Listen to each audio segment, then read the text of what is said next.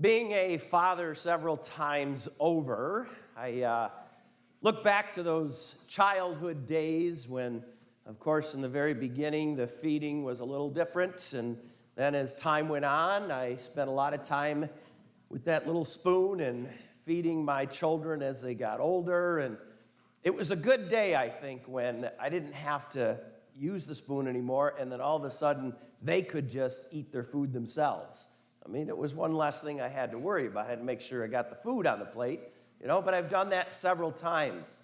A couple weeks ago, I had the opportunity to go up and babysit June up in Traverse City for the day, and of course, it's just amazing watching her grow, and, she can kind of take care of her own food a little bit, and, but one thing Thad and Laura told me, just, we try to feed her healthy, so make sure if you feed her something healthy, and so Grandpa did, I made sure she had her meat, her vegetable, and her fruit. And so chicken nuggets, French fries, and an orange soda.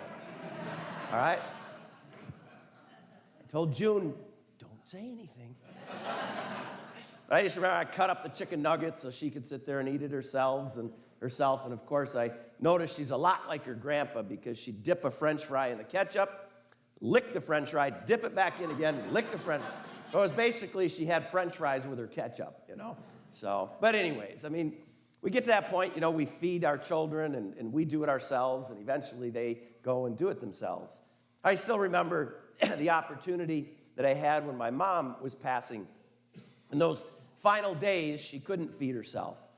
She couldn't do anything. And so it was kind of reversed, where she at one point took care of me and she fed me. I had the opportunity to do that with her in her last days. And for me, that was very special. I know that's not something that we look at as being special, but it was sort of that opportunity to give back, to do something loving that she did for me for so many years. Today, we celebrate the Ascension. The Ascension is a beautiful feast in our church. It prepares us for something very special next week when we celebrate Pentecost. The Ascension of the Lord, has a lot of different themes, one of which is all about the glorification of Jesus. You can remember me telling this before, but I always love it at this point. One of the professors in my seminary, Father George, he was just a phenomenal homilist, and he was a Jesuit that just had some great insight. But he always talked about the Ascension, and he said, I don't care if Jesus get carried off in a cloud. I don't care if he got carried off in a chariot of fire or if he drove out of here on a motorcycle, or a Harley-Davidson motorcycle. It doesn't matter about how he went. It's about his glorification. It's about him having his rightful place with his Father. With his Father. He was glorified at that moment. And it's sort of like in that moment of the Ascension, it's where heaven and earth kind of meet. It's where heaven and earth meet. But it also prepares us for that moment, where heaven and earth will meet for us. That's what we'll throw it here. Murphy. No, he doesn't. What's that? Oh, that's right. That wasn't good. I can really get sidetracked today. This is good. It's funny when I'm getting sidetracked. Here I am. It's like squirrel, okay? When Thad was young, I remember trying to plant the seed in him, and I said, you know what, Thad? I said, you ever thought about being a priest? Wouldn't you just love to be a priest or something, And he said, no. Right away he said, no. And I said, why not? He says, because I never see priests playing basketball. That was his answer. So I told Father Harvey at the time, I said, you need to walk up and down with a basketball. You're going to get all kinds of vocations. But anyways, sidetrack. Let's get back to the Ascension. So we talk about that glorification of Jesus, and it's where heaven and earth meet, okay? Well, it is for us too. The Ascension shows that glorification of Jesus, but it also speaks to us. It speaks to us about where our journey will take us one day. We have to look at it in that respect. Now, unfortunately, I think sometimes we always think of heaven as this place. So Jesus went to this place where he took his rightful seat at the right hand of the Father, carried off on a cloud. The Acts of the Apostles talks about that. But that was just an image that was used because it helped the people in those days, to see that glorification, to see this very special moment. But heaven's not really a place. Nikita Khrushchev, we all know him, right? The Russian leader, way back in the 50s and the 60s and all that great stuff when the two countries came, head to head, and we were all worried about nuclear war. But one of the other things that they battled back and forth, the U.S. and Russia, was who's going to get the first, astronaut into space, right?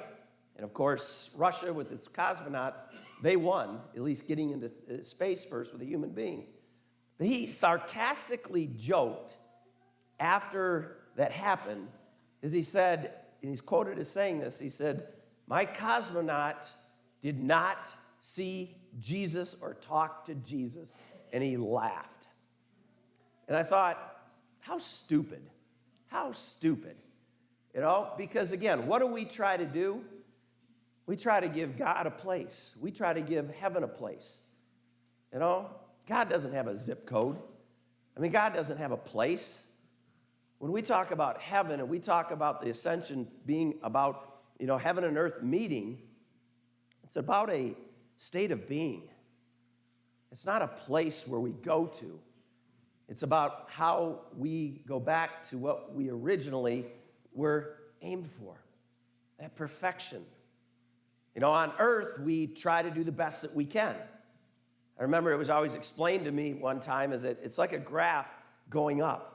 The perfection, as long as we follow Jesus and we try to become like him, we'll get close. But it won't meet until that final day when heaven and earth become one for us. And I know that's hard to kind of comprehend because it is. Because really, I don't get it. And I'll be upfront and honest with you. A lot of times when, I do a funeral or something like that, you look for words of comfort, don't you? That, they're definitely in this place. But I can't prove it to anyone. None of us can. But this story of the ascension begins to point us in a way, not just a direction, but in a way of living. And one of the beautiful things about this reading is how Jesus kind of commands us. And he's saying, you want to know how to get to this existence? You want to know how to experience this existence that I'm going to experience shortly? You do as I say. You follow what I taught. You live as I have told you to live. It's very simple. It's such a simple message. I always like to tell confirmation kids, when we talk about, the faith and why we want to live as Catholic Christians, and one of the things I always say to them is that it's not about just coming here in this building 1 hour a week on Sundays. It's not just about this building. Now, this building's important, and our gathering here is important. We come together as a community of believers. But Jesus didn't come here and say, hey, build that building and go there 1 hour a week on Sundays. He never said that. In fact, his simple message, his teachings, his commands were basically, look, love God, love your neighbor. Love God, love your neighbor. It's such a simple thing, but yet we try to complicate it so much. St. Teresa of Avila said that, we are his hands and feet here on earth. That's what he's commanded us to do in this day. Ascension is not just about his glorification. It's about us saying we're ready to go out. No longer is he feeding us, but we're given the spoon to go out and help feed another. Whatever that may be. Loving in a relationship, loving people at work, loving your kids, loving your spouse, loving the people sitting next to you even when you don't like them. That is at the heart of our celebration of the Feast of the Ascension today. So I hope today you reflect just a little bit, that we all do, about who are we feeding now? Because we've already been fed. And he wants us to be the ones lifting up that spoon and helping another to be fed by Jesus. It's about sharing our life, our belief, our ways. It'll be amazing what you see happen in your life, but also what you see happen in other people's lives.